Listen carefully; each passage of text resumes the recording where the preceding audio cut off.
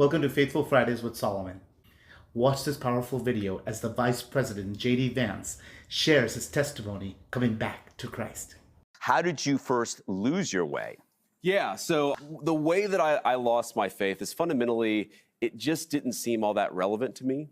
I was raised in the faith. I fell away from it like a lot of teenagers. And, you know, in my life, I cared way too much about things that people should care too much about. I cared about where I went to school, cared way too much about how much money I made, what kind of job I had.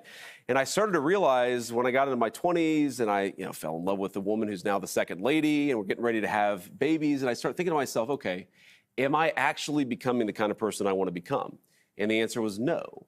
And then I thought more about it and said, well, why is it that the Christians in my life, the people I dismissed as bumpkins or sort of simple, why do they have it all figured out?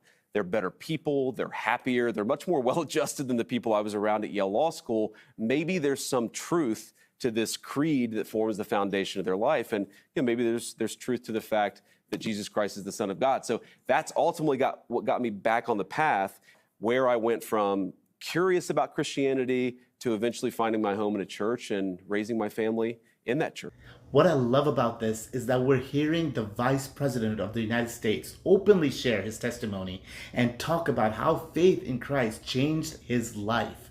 No matter where you stand politically, it's always encouraging to see people boldly share their journey with God. Thanks for watching Faithful Fridays with Solomon.